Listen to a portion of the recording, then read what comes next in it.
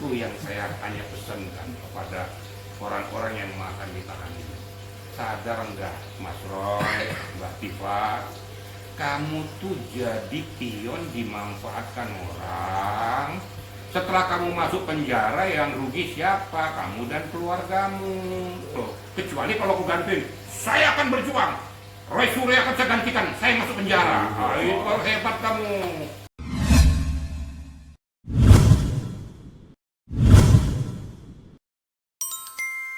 Terima kasih. Jadi yang pertama saya jawab, yang kedua dulu. Ya. Yang kedua yang saya jawab bahwa setiap pokok permasalahan sudah terkonsumsi oleh publik. Tidak ada yang bisa melarang pers, media untuk tidak meliput atau mempublikasikan. Karena apa? Karena itu dilindungi oleh undang-undang pers. Dan itu sah secara hukum. Justru orang-orang yang menghambat untuk bisa dipublikasikan itu sudah melanggar hukum. Atas dasar apa dia bilang tidak boleh meliput? Ini kan sudah konsumsi publik, berarti kan salah kalau saya katakan kau coba menutupi sesuatu hal yang tidak perlu dipublikasikan. Kalau memang kamu jujur, biar aja masyarakat dengar, biar aja dilihat, biar aja audiovisual main semua. Kenapa rupanya? Kenapa baru sekarang kau larang untuk meliput? Tidak boleh hanya kalangan tertentu, makanya jangan bikin seperti itu. Kesimpulannya bahwa apapun yang dilakukan oleh media untuk meliput itu sah secara hukum. Tidak ada orang yang bisa melarang ataupun mengintervensi. Saya tahu peristiwa di Polda itu. Ya, saya bilang apa kamu teriak-teriak kayak gitu. Akhirnya kan media kan marah juga kan. Lo kan punya hak Pak. Betul, media betul itu. Nggak salah medianya, saya dukung itu. Karena memang kamu itu dilindungi. Itu loh kira-kira. Perlu saya angkat juga deh biar orang-orang tertentu tahu hukum, ngerti hukum tapi nggak tahu hukum. Heran saya dulu. Padahal dia tahu kebebasan pers itu kan sudah apa ya? Maafin dari dulu lah. Kok baru sekarang kamu jadi agak pikun gitu? Susah juga. Yang pertama ya. Yang kita ke pertanyaan pertama tadi. Itu harus ada penjelasan juga kan, karena ini kan hak prerogatif sebagai tersangka karena dia berasumsi ini mempublish suara tersangka bagi kuning alasannya biar kinerjanya kepolisian dalam proses ini dipamerkan. Ya ada urusan. Itu sudah mau-maunya sendiri gitu, sesuai dengan seleranya gitu loh. Saya jawab tadi itu, ini kamu tuh mau berdiri, harusnya kamu konferensinya di gunung pasir yang ada onta atau pasir-pasir yang lepas, jadi nggak ada yang meliput. Itu baru betul. Sepanjang kamu teriak-teriak di depan publik, siapapun bisa meliput. Jangankan itu, kalau terjadi kecelakaan lalu lintas, kan nggak disuruh publik, nggak disuruh dipublikasikan, tapi media lihat, dia punya hak untuk meliput itu. Apalagi ini merupakan konsumsi publik. Sok tewe orang tuh ngerti hukum tapi nggak ngerti hukum. Media nggak usah gentar kayak gituin, lawan itu. Kamu dilindungi undang pers, nggak ada. Mau lapor ke polisi, kau duluan yang laporkan dia. Itu loh kira-kira. Ya. Yang saya masuk ke yang pertama, di dalam dikatakan melanggar undang-undang itu menurut isi kepalamu. Kalau saya jawab yang lugas-lugas saja. Penyidik melakukan langkah tahapan-tahapan dari penetapan tersangka, menahan atau tidak itu urusan penyidik. Makanya dua tadi hak yang dimiliki hak objektif dan subjektif. Kalau objektif nggak usah dibicarakan karena sudah memenuhi persyaratan 5 tahun ke atas dan lain sebagainya, persyaratan formil sudah terlalui. Subjektif tadi nih, ya, di mana melanggar undang-undangnya? Apakah ada melanggar hak asasi manusia? Enggak. Justru karena kau selalu berkoar-koar membuat masyarakat berpersepsi berbeda-beda. Harusnya kalau kau pengen dibuat kooperatif, kau juga harus kooperatif. Nah, kau tidak kooperatif, kau katakan kooperatif di mana tiap kali kau muncul di media, ngomongnya itu terus. Padahal substansinya yang kau ngomongin itu kan sama dengan mengulangi perbuatannya terhadap yang dia lakukan, dan itulah pusat substansi ditersangkakan dia karena memfitnah, mencemarkan nama baik orang lain. Jadi nggak ada melanggar undang-undang. Jadi saya masuk pada tahapan setelah Penyidik berkoordinasi dengan JPU setelah JPU menyatakan berkas sudah lengkap semua. Berarti koordinasi penyerahan tahap 2. Makanya untuk penyerahan tahap 2 ini perlulah dia melakukan langkah-langkah pengamanan. Pengamanan apa? Pengamanan untuk mengamankan tersangka supaya komplit diserahkan kepada JPU. Nah faktanya diminta kooperatif, yang bersangkutan juga tidak kooperatif. Dan ingat, hak subjektif penyidik. Pernah saya sebutkan, tadi saya sudah ngomong. Demi untuk mengamankan situasi supaya tidak terjadi situasi yang tidak diinginkan, saya amankan yang bersangkutan di hadapan penyidik dan kita tahan.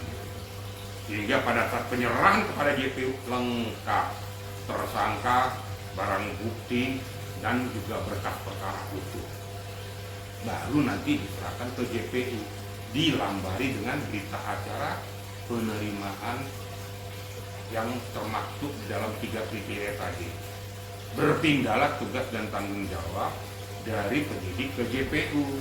Jadi undang-undang mana yang dilanggar? Saya juga bingung, dia belajarnya di mana? Nah, saya sudah ngomong tadi, harusnya kejaksaan yang mengatakan bahwa ini mau ditahan atau tidak. Nah, itu kok belajarnya tuh waktu itu di Argentina, bukan hukum positif Indonesia. Itulah kira-kira. Saya Pak Jenderal tadi menyoroti kata Pak Jenderal, dia tidak kooperatif dalam proses ini. Itu juga wajib lapor setiap hari datang Pak Jenderal. Yang melanggar dan tepat waktu. Itu kedua dalam proses penangkapan itu asumsi dari kuasa hukumnya. Itulah asumsinya kan. Ya pernyataan lah. Kan pernyataan, kalau pernyataan kuasa hukum kan selalu untuk meringankan kliennya kan. Tapi kita berbicara tentang akidah hukum, dia lupa. Kooperatif wajib lapor, tapi satu lagi dia lupa, yaitu membuat gaduh masyarakat, mengulangi perbuatannya, dia hilangkan. Dia tidak ngomong ini, pasti ikutin.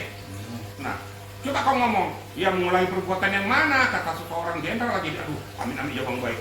Ya itu yang kau ulang-ulangi, jasa palsu itu mengulangi terus perbuatannya. Seharusnya penyidik saat dia melapor wajib itu dikasih tahu, biar dia melakukan lagi. Bang harus kau tahu, kau jangan bikin gini, kecuali kalau nggak waras orangnya. Harusnya udah waras dia, itu jangan kau ulangi, kau ditersangkakan gara-gara masalah itu. Gitu. Masa dia diajarkan seperti 1 tambah 1 sama 2? Itu kan ngomongnya dia, ngomong saya nak perut aja, saya dengarnya dia mau muntah saya dengarnya dia. Kenapa kok orang hukum, orang ngerti hukum, tapi kok bicara seperti itu? Saya mohon maaf, terpaksa saya ngomong kayak gitu. Saya mendengarkan itu jengkel, kesel. Aduh, malu saya. Harusnya dikasih tahu dong, kok nanti kalau saya ini, kau jangan bikin gini ya. Nanti kalau pipis kau pakai ini ya, cuci apanya ya, kalau bahkan cuci mulut ya. Masa harus digituin? Aku sudah tahu mana yang akan bermanfaat, mana yang membawa mudarat bagi yang bersangkutan. Nah, perlunya kan sudah orang dewasa dan orang yang punya akal dan berpendidikan. Dia harus tahu mana yang layak atau tidak layak. Nah, ini dihilangkan kan? Yang diangkat itu kooperatif, tidak melarikan diri. Tapi lupa dia, mungkin gaduh masyarakat, pecah masyarakat. Gara-gara dia punya bahasa-bahasa sama dengan mengatakan mengadu domba masyarakat, dia terpecah. Kemudian mengulangi perbuatannya, ya itu tadi. Itu terus diulang-ulang itu terus sampai 2 hari sebelum dia ini masih ngomong lagi. Bahkan malam tuh pulang dari Bandung konferensi ya, bahasanya itu juga. Nah, satu yang saya hanya pesankan kepada orang-orang yang akan ditahan ini, sadar enggak Mas Roy, Mbak Tifa, kamu tuh jadi pion dimanfaatkan orang. Setelah kamu masuk penjara, yang rugi siapa? Kamu dan keluargamu. Yang teriak-teriak modelnya Kozinudin, kami bela, ya kamu bela siapa? Orang udah masuk penjara. Nah, pakai dikit gitu loh. Kecuali kalau aku gantiin, saya akan berjuang. Roy Surya akan saya gantikan, saya masuk penjara. Nah, itu baru hebat kamu. Kamu teriak-teriak tapi orang masuk penjara. Pakai das lagi. Nah, waktu itu bahayanya loh kan. Tapi semua setiap kasus dia kalah semua lagi kan. Kan dodol namanya, teriak menyalahkan Jokowi segala macam. Awas kamu nanti kepleset dalam bahasa-bahasamu, bisa kena pencemaran nama baik. Karena itu akan diikuti oleh penyidik semua. Polisi sudah mengikuti gerak langkahmu. Ketika kau meleset ngomong, selesai loh. Makanya jangan sok-sokan loh. Yang paling apa sih? Udah, Allah Akbar. Wah, hebat sekali orang yang melakukan itu. Tapi dengan proses itu bisa menjadikan tahanan kota nggak atau penangguhan penahanan? Serahkan pada penyidik. Ya. Tapi menurut hemat saya, karena kan limitasinya sudah dekat, Oke. penyidik tidak mau mengambil langkah-langkah blunder yang nanti yang diserang penyidik. Oke. Kalau sudah melakukan langkah seperti ini, kemudian melakukan penahanan, saya yakin akan berada di Polda sebelum diserahkan secara utuh. Gitu. Kenapa? Boleh saya kan tidak akan melarikan diri itu menurutmu, tapi saya akan harus safety untuk mengamankan situasi. Saya tidak mau direcokin permasalahan ini. Jangan sampai saya disalahkan oleh publik dan disalahkan pimpinan. Saya paham.